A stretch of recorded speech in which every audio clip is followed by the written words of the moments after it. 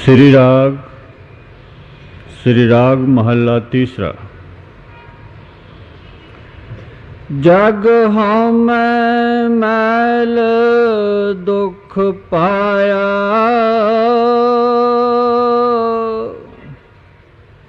मल लागी दूजे पाए।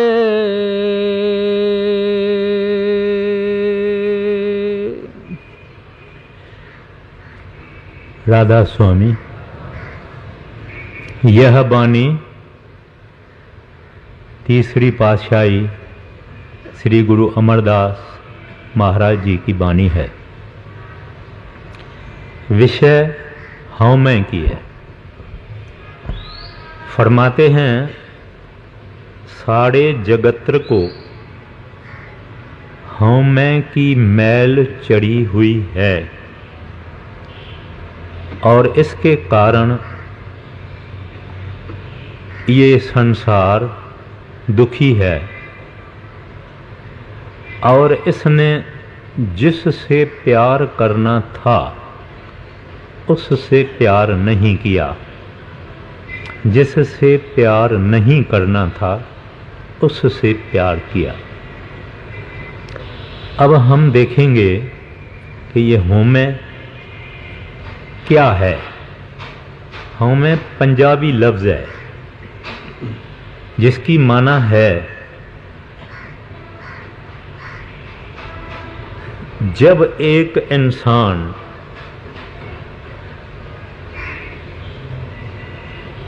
यानी परमात्मा से जब आत्मा अलग होती है और अपने को अलग ही समझना चाहती है और अपने को अलग समझती है, अपने को दूसरा समझती है, तब हौमै शुरू होती है।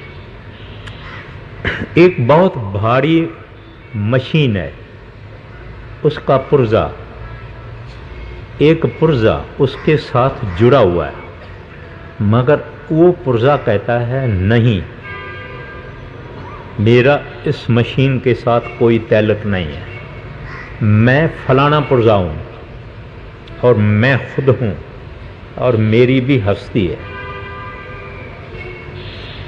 जब उसने कहा मैं खुद हूँ, मैं हूँ, मेरी भी हस्ती है, तब ये हौमै में आ गया। इसको खुदी कहते हैं, द्वैत कहते हैं, दूजा कहते हैं, इंडिविजुअलिज्म कहते हैं। इंडिविजुअलिज्म यानी मैं हूं, निराला हूं, अकेला हूं। यहां तक ये चीज, ये भाव इंसान के अंदर है कि कहता है कि जब मैं सचखंड जाऊंगा, परमात्मा में लय हो जाऊंगा, मिल जाऊंगा, मर्ज हो जाऊंगा, तो मेरी क्या रह जाएगी, मैं कहाँ हूँगा, मेरा अपना जो है वो कहाँ जाएगा। यानी इतना इस इंसान को हौमै है। जब भी ये परमात्मा के सिवाय बाकी अपने को कुछ समझता है, इसकी हौमै शुरू हो जाती है। तो इसकी हौमै कब शुरू हुई? जब आत्मा पहले परमात्मा से निकली,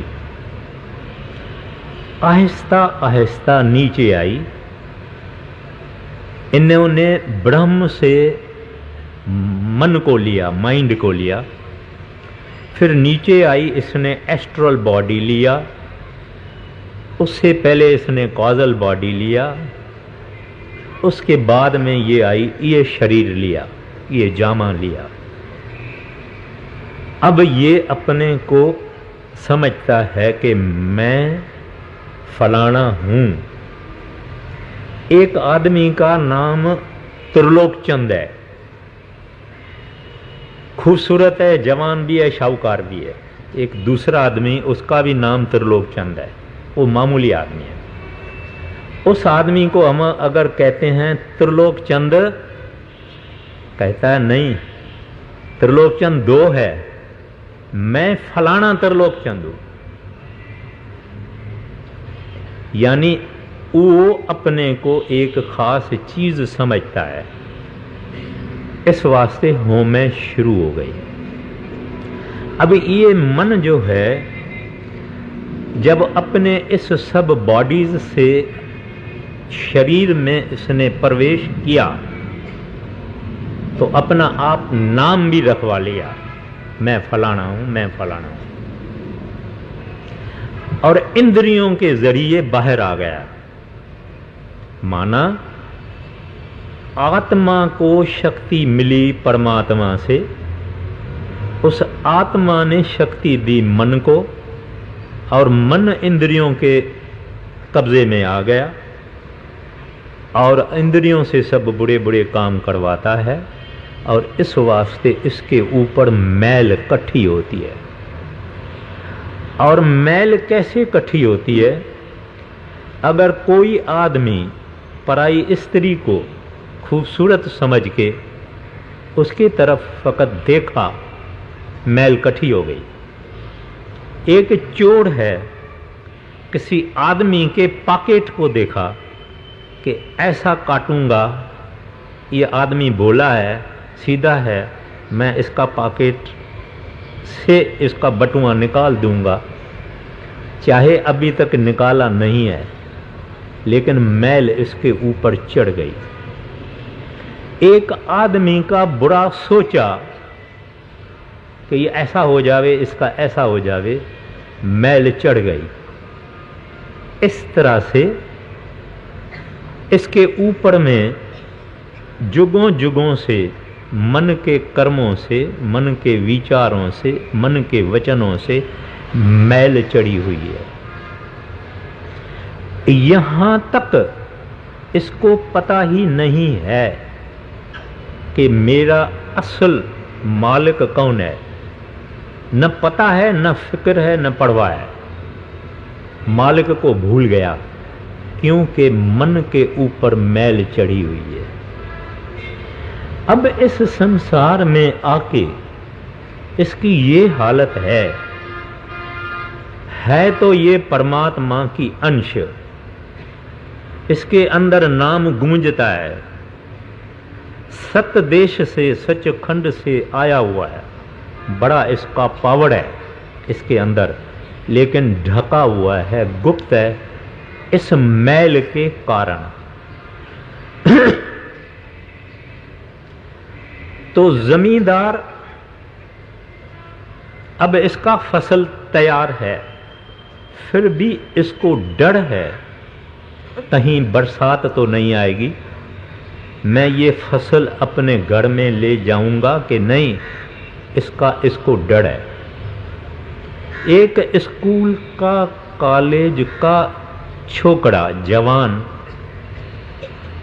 इम्तिहान दे के आया है, परीक्षा दे के आया है, लेकिन इसको डर है कि पास होऊंगा कि नहीं होऊंगा।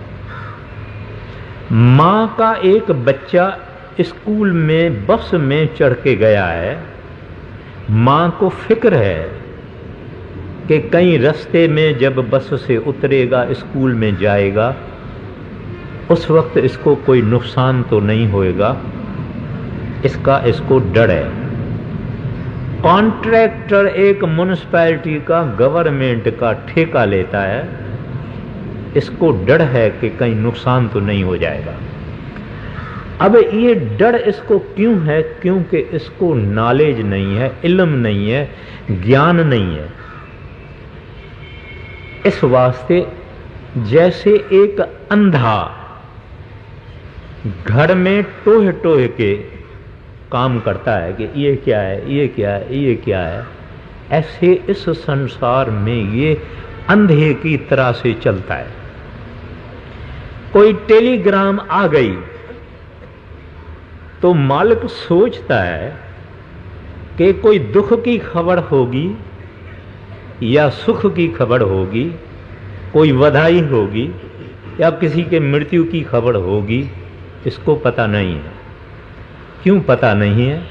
क्योंकि ये अन्ना है, ये अंधा है। अपने बुरे बुरे काम, बुरे बुरे विचार, बुरी बुरी बातों के कारण इसकी आत्मा, जिसमें 12 सूरज का प्रकाश है, उस आत्मा के ऊपर मन के कई गुबार हौल चढ़ गए। इस तरह से चढ़ गए जैसे ये बत्ती है, 1000 वाट का ये लैंप है, इसके ऊपर एक कपड़ा चढ़ाया जाए, लाइट कम हो जाएगी। और मोटा कपड़ा चढ़ाया जाए, जाड़ा कपड़ा चढ़ाया जाए, लाइट और कम हो जाएगी। और बाफ्ता यानी मोटा लॉन्ग क्लॉथ चढ़ाया जाए तो और कम हो जाएगी। फिर वाटरप्रूफ क्लॉथ इसके ऊपर चढ़ाया जाए तो अंधेरा हो जाएगा। घर में अगर उसको ले जाएंगे, जलता है लेकिन है अंधेरा। ऐसे हमारे अंदर में प्रकाश है लेकिन बाहर अंधेरा है। ये हौं के कारण हुआ है। जब इसने अपने आप को परमात्मा से जुदा समझा, मैं कही, मेरा कहा, अपना नाम भी रखवाया, सब कुछ भूल गया। इसका प्रकाश भूल गया, गोविंद भूल गया, वाह गुरु अकाल पुरख भूल गया, सच्चखंड भूल गया। ये अवस्था हम लोगों की है।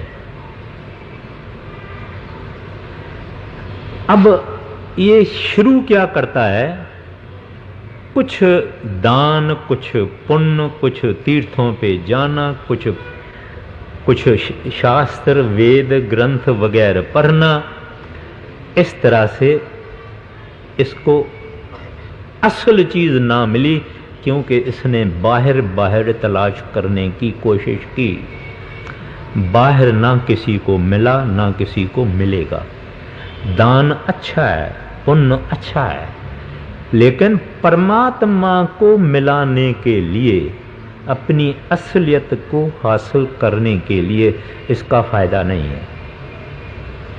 तो अब हमको गुरु अमरदास साहब जी इस शब्द के अंदर बताते हैं कि भाई तू सतलोक का रहवासी है। ज्यों ज्यों तू नीचे उतरा, त्यों त्यों तुमने कई शरीर लिए। यहाँ संसार में आके तुमने कहीं मैल चढ़ाने वाले काम किए, इस वास्ते तू अन्ना है, क्योंकि मैल चढ़ गई। कहते हैं ये अब जब बाहर है, मन मार्ग में है, जब अंदर जाएगा तब नाम मार्ग में जाएगा। जब तक मन मार्ग में है ये दुखी है। कोई आदमी कह देवे, चाहे स्त्री चाहे पुरुष, चाहे छोटा चाहे बड़ा, कि मैं सुखी हूं, कोई सुखी नहीं। संसार में जब ये शरीर आ गया, हों में आ गई, ये दुख में ही होगा, चिंता में ही होगा, फिक्र में ही होगा। चाहे थोड़ा चिंता फिक्र होगा, किसी को ज़्यादा फिक्र होगा, किसको कोई फिक्र होगा, किसी को और नमूने का फिक्र होगा, लेकिन ये सुखी नहीं है, क्योंकि ये मन मार्ग में है।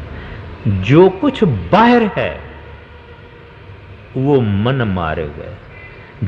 इसने अगर आंखें बंद की, अंदर साहिब को देखने की कोशिश की,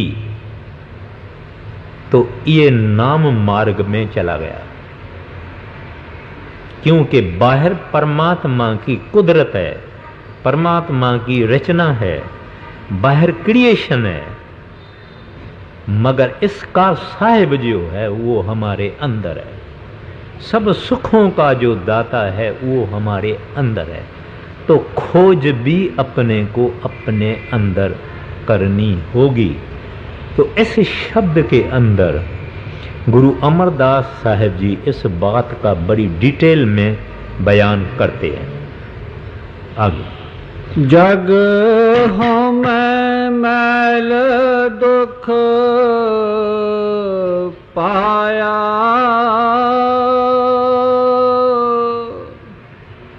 मल लागी दूजे पाए,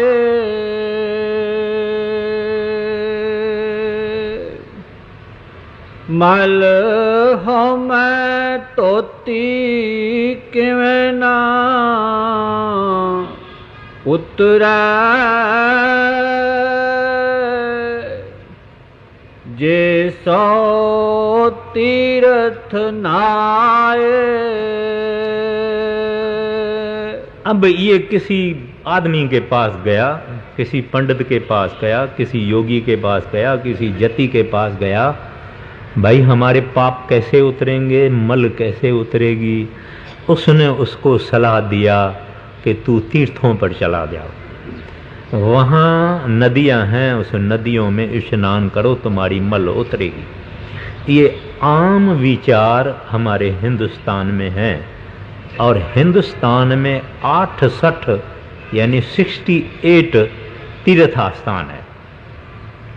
तो महाराज जी कहते हैं भाई हम नदी में तीर्थ स्थान पे स्नान करेंगे, शरीर हमारा ज़रूर साफ होगा, जिस्म ज़रूर साफ होगा, मगर मन हमारा कैसे साफ होगा।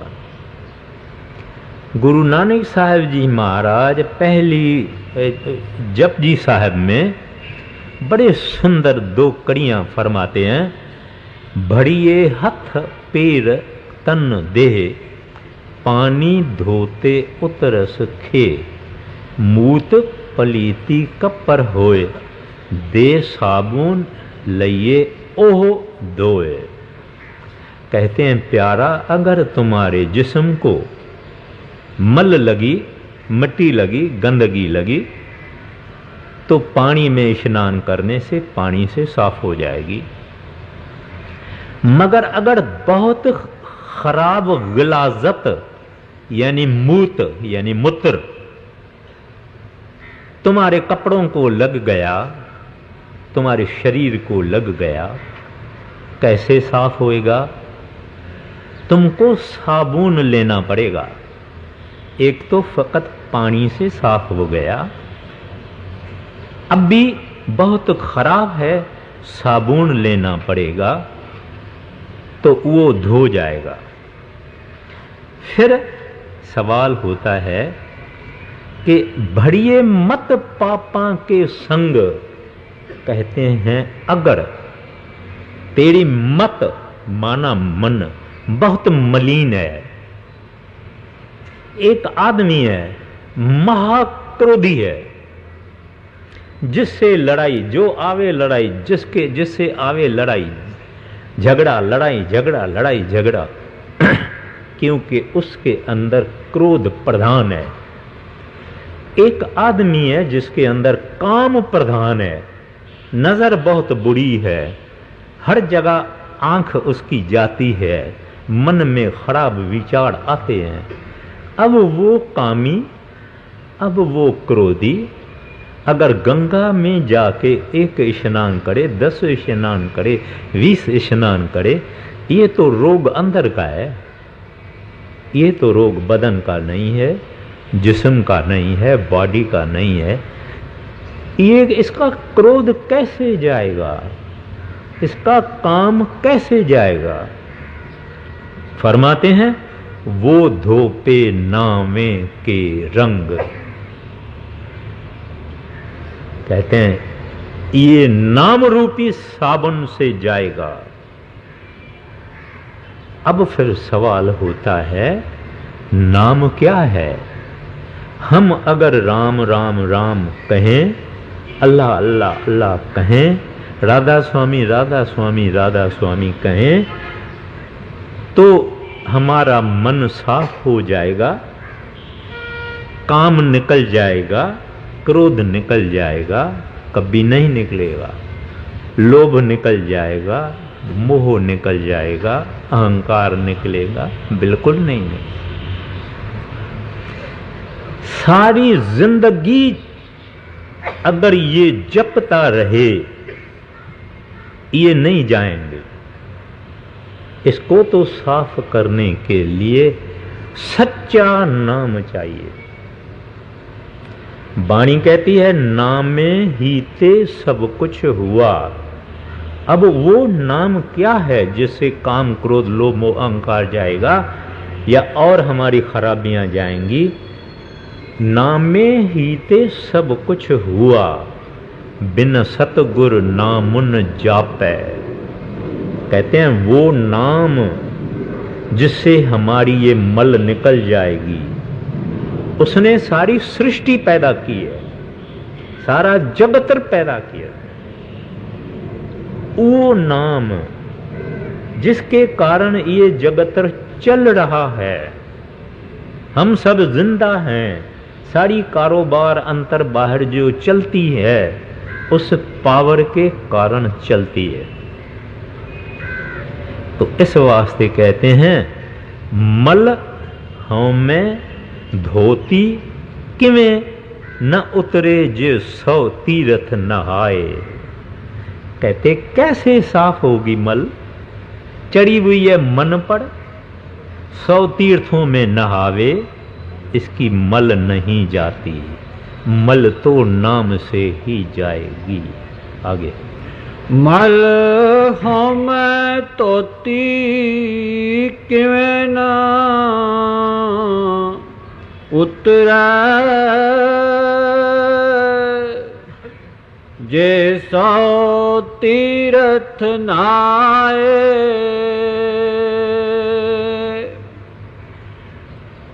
बहुविध कर्म कमावंदे दूणी मल लागी आए। पड़िया मैल ना उतरै पूछो ज्ञानिया जाए। कहते हैं फिर इंसान कई किस्म के भले अच्छे नेक कर्म करना चाहता है, दान करना चाहता है, पुण्य करना चाहता है, अस्पताल खोलना चाहता है, स्कूल खोलना चाहता है, कॉलेज खोलना चाहता है, अनाथ आश्रम खोलना चाहता है, बहुत किस्म के नेक नेक कर्म करना चाहता है और करता भी है और करने की मना भी नहीं है। लेकिन कहते हैं इसके अंदर अहंकार आ जाता है। कोई आदमी हो जिसका बड़ा ही नाम हो, बड़ी फैक्ट्रियां हो, कारखाने हो, अस्पतालें हो, उसको एक आदमी जानता नहीं है और उसको मामूली की तरह से उसके साथ व्यवहार करता है। वो उसको कहता है अरे तुमको मालूम है मैं कौन हूं? वो फलानी जो हॉस्पिटल है ना ये हमने बनाई हुई है, फलाना जो कारखाना है ना तुम अखबारों में एडवर्टाइज पढ़ते हो वो हमारी फैक्ट्री है। यानी कोई भी ये काम करेगा भला नेक, इसके अंदर में उसका अहंकार जरूर जाएगा। और जब तक ये दुनिया को बताएगा नहीं, इसको बुखार रहेगा, तब तक इसको शांत नहीं आएगी जब तक दुनिया को पता लगे कि मैं ऐसा ऐसा कर्म करता हूं। तो संत तो सब जानते हैं, उनको मालूम है कि हम कैसे आदमी हैं। बहुविध कर्म कमावंदे दूनी मल लागी आए। कहते हैं फायदा तो इनको अच्छे कर्म का मिलेगा मगर मल तो ज्यादा ही हो गई। जो हज से लौट के आता है कहता मेरे को हाजी कहो, जो 2 वेद पढ़ा हुआ है कहता मेरे को द्विवेदी कहो, जो 4 वेद पढ़ा हुआ है वो कहता मैं चतुर्वेदी हूं। मतलब ये है कि इसके अंदर और अहंकार बढ़ गया। तो महाराज जी कहते दुई मल लागी, दूसरी और मल चढ़ गई। ये भी नाम के कमाई करने वाला है जो दान करके पुण्य करके हजम कर लेता है, मुंह से कहेगा नहीं। जो नाम कमाई वाला होगा, दूसरा तो मुंह से जरूर कहेगा, आहिस्ता कहेगा, जोर से कहेगा, मतलब कहेगा, क्योंकि इसके अंदर वो जब्त, वो कंट्रोल, वो कब्जा अपने मन के ऊपर नहीं रहा, और ये मन अपने गुण दिखाना चाहता है। अब वह गुण छुपाना चाहता है और गुण दिखाना चाहता है। आगे पढ़िए मैल ना उतरा,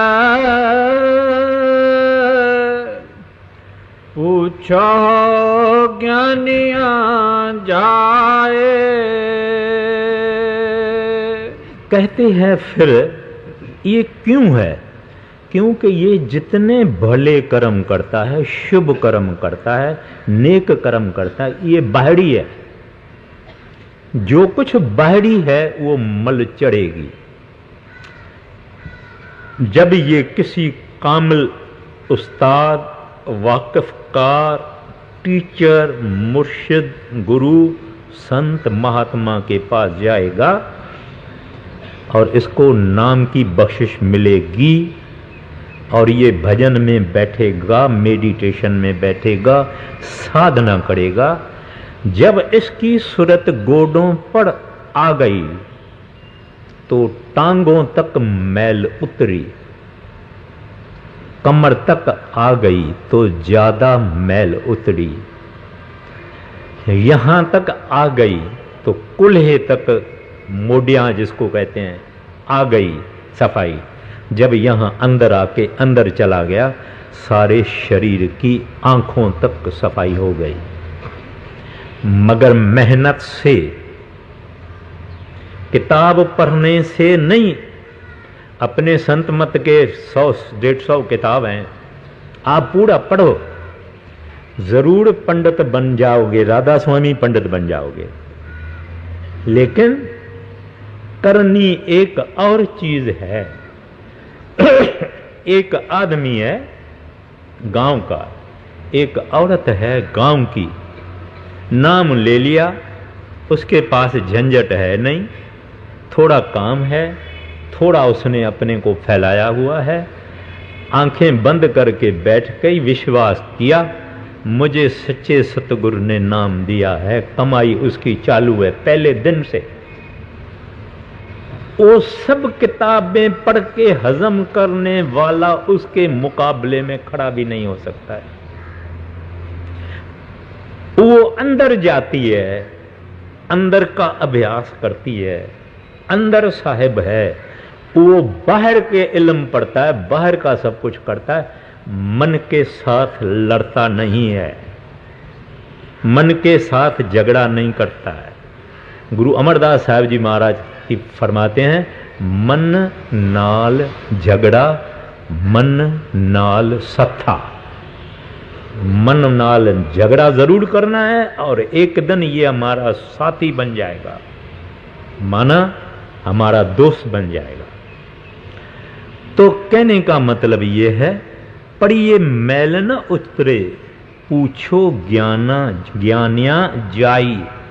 कहते हैं आप बड़े पंडित के पास जाओ, उसको बोलो सच सच बताओ पंडित जी, आपने इतना कुछ सारी जिंदगी पढ़ा, कोई अंदर प्रकाश आया, कोई उड़ने लगे तुम, कोई धुन आई, कोई नाद घंटा सुना? सच सच बोलेगा नहीं, कभी नहीं बोलेगा, क्योंकि वो अंदर जाने से सुनाई देता है, अंदर जाने से दिखाई देता है। बाहर जब तक है ये अज्ञानी है, अंदर जाएगा ये ज्ञानी बनेगा एक दिन।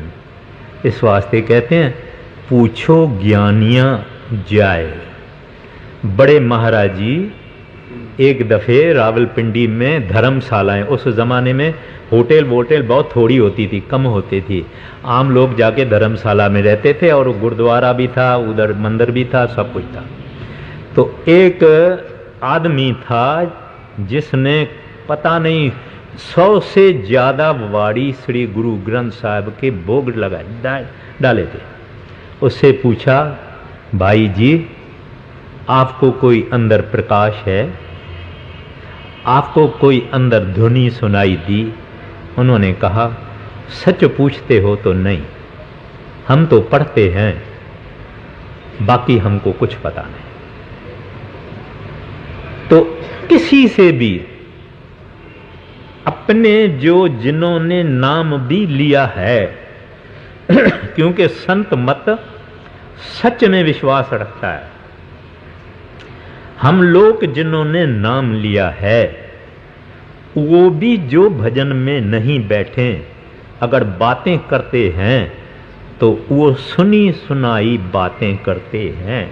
इनका अपना पर्सनल परसेप्शन नहीं है, अनुभव नहीं है, तजुर्बा नहीं है। जिनको पर्सनल अनुभव होगा, तजुर्बा होगा, वो खामोश रहता है, चुप रहता है। और इस मार्ग में ज्यों ज्यों मिलता है त्यों त्यों खामोशी हासिल होती है। जिसने बताया जानता नहीं है, जो खामोश है चुप रहता, क्योंकि अंदर का हुक्म ऐसा है कि ज्यों ज्यों साहिब की दया मेहर होवे, परमात्मा की दया मेहर होवे, उसको अपने अंदर में हजम करना। दुनिया के सामने बिला बिला बिला बिला बकवास नहीं करना। बकवास वाले जानते नहीं है, जानने वाले बकवास करते नहीं। आगे, मन मेरे गुर शरण आवे ता निर्मल होए। सुख पूछता है सच्चे पाशाह, फिर आखिर मल कैसे उतरोगी? अगर तीर्थों पे जाने से भी नहीं उतरेगी, अगर पढ़ने से भी नहीं उतरेगी तो कैसे उतरेगी? महाराज जी कहते हैं, कितने सुंदर वचन है, मन मेरे गुर शरण आवे ता निर्मल होए। अगर किसी कामल महात्मा मिल जावे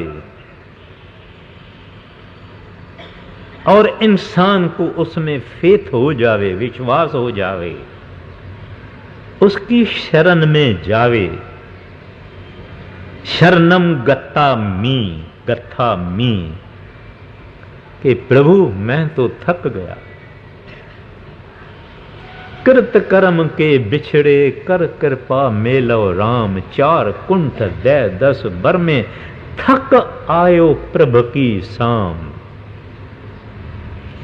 प्रभु थक गया, कई मैंने बुरे काम किए जिनका कोई हिसाब नहीं है। कोई बुरा काम ऐसा नहीं है जो मैंने छोड़ा नहीं, जो मैंने न किया है।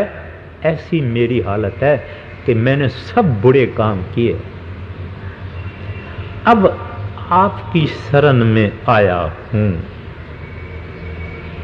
अपना रास्ता आप ही बताओ, अपना मार्ग आप ही बताओ, मेरे ऊपर दया करो।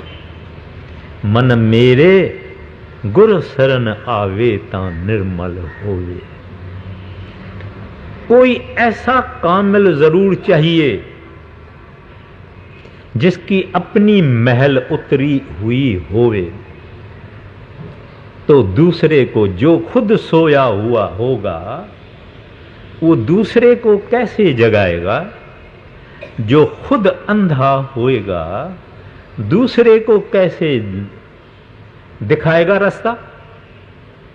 तो कहते हैं ऐसा कोई सुजाखा यानी आंखों वाला संत महात्मा मिल जावे, हिंदू होवे फिक्र नहीं, सिख होवे फिक्र नहीं, मुसलमान होवे फिक्र नहीं, यहूदी होवे फिक्र नहीं, मगर सुजाखा होवे।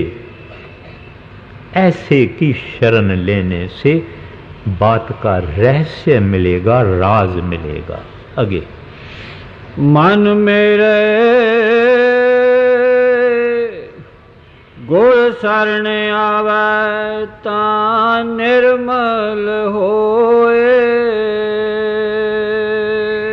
दुनिया में आम आदमी, पढ़े हुए लोग खास कहते हैं गुरु की क्या जरूरत है, हम सीधा भगवान से नहीं बातचीत कर सकते हैं क्या? नहीं कर सकते। ये दरवाजा जो संतों का है, इससे गुजरना पड़ेगा, क्योंकि भगवान ही कहता है because you can not come to me therefore I have to come to you.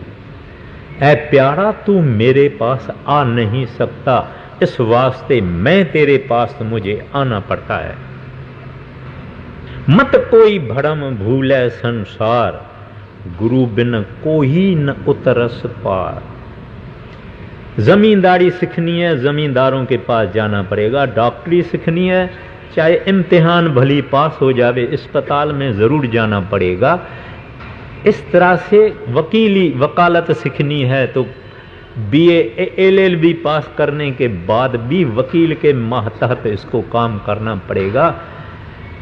हम जो छोटे छोटे बच्चे थे जिनको बैठना भी नहीं आता था, उठना भी नहीं आता था, चलना भी नहीं आता था, ये भी माँ ने सिखाया। वो माँ हमारी गुरु थी। इस तरह में हर साइंस में, हर आर्ट में सिखाने वाले की जरूरत है। और सिखाने वाला कैसा? गुरु पीर सडावे मंगन जावे, ताको मूल न लागो पावे। घाल खाए कुछ हथों दे, नानक राह पछाने से। कहते हैं जो सेवकों से लेता है गुरु नहीं हो सकता है। जो अपने दसा नुहा से काम करे, नौकरी करे, जमींदारी करे, खेती करे, दुकानदारी करे, कुछ भी करे, और वो अपने कमाए हुए धन से भी कुछ दान पुण्य भी करता है, कहते हैं ऐसा संत फकीर तुम्हारे को मिल जावे, उसकी ड्रेस नहीं देखना, उसका मजहब नहीं देखना, उसके पास जो चीज है उसको देखना, वो नाम का दाता है। मौलाना रूम साहब कहते हैं भाई मेरे को मत देखो, ये देखो कि मैं उससे क्या लेके आया हूं, नाम धन लेके आया हूं, उसको देखो। तो इस वास्ते कहते हैं मन मेरे गुरु शरण आवे, माना अपने को सिखाने वाला जरूर चाहिए, और ऐसा हो जो सचमुच सच्चा हो और लेवे कुछ नहीं, चावल नहीं लेवे, सुई नहीं लेवे, ऐसा हो। फिर वापस आ जाते हैं मनमुख हर हर कर थके, मैल न सके धोए।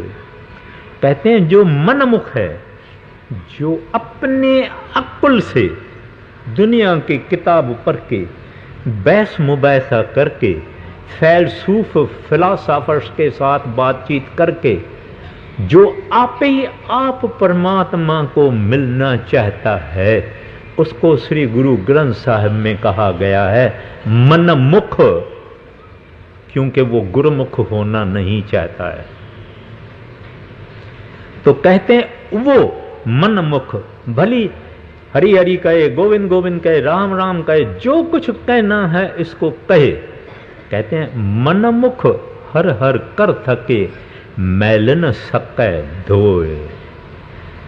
इसमें फर्क नहीं आएगा, इसमें तब्दीली नहीं आएगी, ये काल से हंसा नहीं बनेगा, काले से सफेद नहीं बनेगा। जीसस क्राइस्ट कहते हैं nobody reacheth the Father but by me. उस पिता को कोई नहीं पहुंच सकता, मेरे जरिए पहुंच सकता है। I am the truth, I am the life, I am the way. कहते हैं मैं ही सच हूं, मैं ही जिंदगी हूं, मैं ही दरवाजा हूं। तो वो गुरु द्वार यानी गुरु के जरिए ही अपनी मैल उतार सकता है। आगे, मन मुख हर हर करथ मैल ना सकी तोए,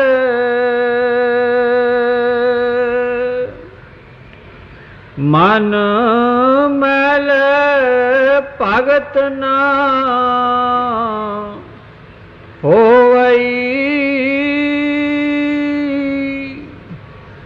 नाम ना पाया जाए। फरमाते हैं जब तक हमारे मन की मैल नहीं उतरेगी तब तक हम दुनिया को प्यार करेंगे, तब तक गुरु को, नाम को, परमात्मा को प्यार नहीं कर सकते हैं। कई लोग हैं दुनिया में, आप उनके पास बैठ के सत्संग की बात करो, भगवान की बात करो, प्रभु की बात करो, वो सोचेंगे ये आदमी कहाँ से आया है, ये तो बहुत पुराने ज़माने का आदमी है। बाकी कैबरेट की बात करो, नाच की बात करो, सिनेमा नई कौन सी चढ़ी है वो बात करो, वगैरह वगैरह, तो ठीक है। उस आदमियों का परमात्मा के तरफ जाना रुका हुआ है क्योंकि मन के ऊपर मैल चढ़ी हुई है। जैसे गंद की मक्खी किचड़े पे भूं भूं भूं भूं करती है, मगर उसके पास मद रखो यानी शहद रखो यानी हनी रखो, उसके ऊपर नहीं जाएगी। ऐसे जिनके हृदय पे वो कालापन चढ़ा हुआ है, हरि के तरफ नहीं जाना चाहते हैं। फिर कहते हैं प्यार कैसा करेगा परमात्मा को, उसके हृदय में प्यार नहीं आएगा। ऐसे लोग अगर परमात्मा की रहमत भी किसी के ऊपर आवे तो उन्होंने अपने हृदय को बंद करके रखा है। दरवाजे बंद, बाड़ियां बंद, वेंटिलेटर बंद, वहां मालिक की रहमत भी नहीं जा सकती है क्योंकि वो चाहते ही नहीं है, उनको कदर ही नहीं है, उसने अपने आप को बंद करके रखा है। तो महाराज जी कहते हैं मन महले भगत न होवई, नाम न पाया जाए। कहते हैं ना उसको नाम का प्यार है, ना उसको नाम का कदर है, ना उनका प्यार दुनिया से कम होगा। आगे, मन मुख मैले मैले मोए जासन पत गवाए। कहते हैं फिर क्या होगा, इसने दुनिया से प्यार रखा, बाहर बाहर रहा, कभी अंदर गया नहीं, बाहर के सामानों से इसने मोहब्बत रखी, मर के फिर वापस बाहर ही आता है। अपने घर में जन्म भली नहीं लेवे, पड़ोसी के घर में जन्म लेगा, गली में जन्म लेगा, मिट्टी माटी में माना रिश्तेदारी में जन्म लेगा। इस तरह से आप और हम आते रहे हैं, आवागमन में, जन्म मरण में आते रहे हैं क्योंकि हमने वह गुरु से प्यार नहीं पाया, दुनिया से प्यार पाया और वापस दुनिया में ही आएंगे। जिसके साथ हमारा प्यार होगा वापस उसमें ही आएंगे। मगर एक और भी बात होगी, धर्म राय के पेश होएगा आगे, उधर इसको हिसाब देना पड़ेगा। स्वास्थ्य कहते हैं मनमुख मैले मैले मुए जासन पत गंवाई, और वहां जम के डंडे और जूते सहने पड़ते हैं। वहां पत यानी इज्जत, ऑनरेबली नहीं जाता है क्योंकि मेले का मेला है। आगे, गुर प्रसादी मन वसै मल हो मैं जाए समाए। जितना ये बाहर दौड़ेगा, कोई भी क्रिया, कोई भी कर्म, कोई भी बात जो शरीर से बाहर है, जितनी दौड़ेगा इतना परमात्मा से दूर जाएगा। इस वास्ते कहते हैं कि इस सतगुरु चाहिए, इसको गुरु प्रसादी मन वस है। अब यहां महाराज जी फरमाते हैं, कहते हैं भाई तुम्हारे कहने से नहीं गुरु मिलेगा, तुम्हारे मन से कहने के गुरु नहीं मिलेगा, न नाम मिलेगा। ये तो धुर दरगाह से जब भी लिखवा के आएगा, जब परमात्मा किसकी चाबी मरोड़ेगा, किसी की चाबी मरोड़ेगा, तो उसको कोई सत्संगी मिलेगा, कोई किताब मिलेगा, कोई सहेली मिलेगी, कोई रिश्तेदार मिलेगी, उसको सत्संग की बातें सुनाएगी, प्रभु की बातें सुनाएगी। और जिसकी चाबी मरोड़ी हुई है उसको जल्दी समझ में आ जाता है, वो आएगा और आके सुनेगा, उसका प्यार भी होएगा। इस वास्ते उसकी दया और मेहर की जरूरत है। गुरु प्रसादी मन वसै। सतगुरु तम पताशा नहीं देता है, फल फ्रूट नहीं देता है, सतगुरु नाम का प्रेजेंट देता है, बख्शिश देता है, तोहफा देता है, नाम का प्रसाद देता है। हम जब भी पढ़ेंगे सिख लिटरेचर में, एको सतगुरु प्रसाद, वो एक वाहगुरु जिसका कोई शरीक नहीं, पार्टनर नहीं, वो सतगुरु के प्रसाद से मिलेगा। और ये लॉ ऑफ नेचर है, परमात्मा ने बनाया है, इसको इंसान न चेंज कर सकता है, न मॉडिफाई कर सकता है, न ऑल्टर कर सकता है। वो नियम ही रहेगा। इसके बाद भी प्रभु मिलेगा किसी को, कोई न कोई संत महात्मा के जरिए मिलेगा। इससे पहले मिला है तो भी किसी न किसी संत महात्मा से ही मिला है। आगे गुर प्रसादी मन वसै, मल हो मैं जाए समाए। कहते हैं अब इसकी हो में गई, नाम मिला पूरे गुर से, कमाई की, हाँ में गई।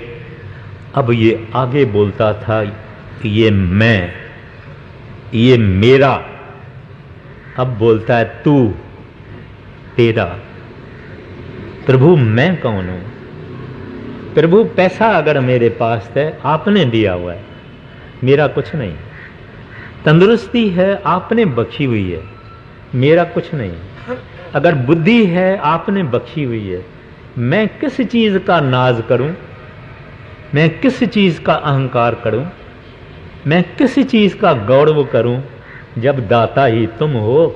मैं तो असल से तेरा भिखारी हूं। ये सब आपकी रहमत है, मेरा कुछ नहीं। तू तू तू, तेरा तेरा तेरा तेरा तेरा। अब हमें गई, मां के बजाय तू आ गई, मेरी के बजाय तेरा आ गया। अब इस आदमी को आप इधर छुड़ा रखोगे, श्राप नहीं देगा। संतों ने कभी किसी को श्राप नहीं दिया, क्योंकि वो बख्शंद है। सद, गुरु ग्रंथ साहब की वाणी कहती है, सद बख्शंद सदा मेहरवाना। दुनिया में कोई नहीं मिलेगा सद बख्शंद सदा मेहरवाना। वो संत जन होते हैं जो नाम के रूप हैं, जो उनकी शरण में जाता है। गुरु अंगद साहब जी महाराज गुरु नानक साहब के शरण में गए, उनको उन्होंने गुरु नानक बना दिया। ये संतों के शरण का प्रताप है। शेर के शरण में जो जाता है वो ऐसा ही गुण अख्तियार करता है।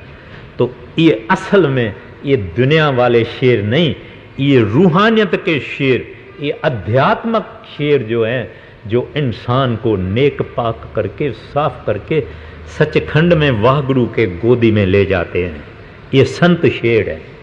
आगे ज्यों अंधेरे दीपक बालिया, त्यों गुर ज्ञान अज्ञान तजाए।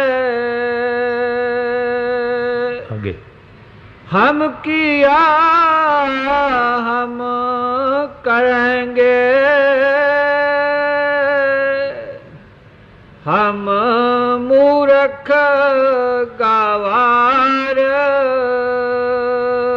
फरमाते हैं जैसे एक अंधेरे रूम में, कमरे में दीवा जलाया जाए तो प्रकाश हो जाता है।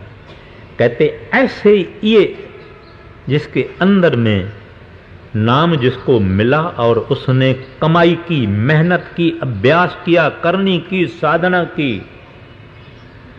मेरा एम्फसिस और जोर इस बात पर है कि जैसे डॉक्टर दवा देवे, बीमार का काम है दवा पीना, परहेजगारी करना, अगर दवा अपनी रख देवे बीमारी नहीं जाएगी।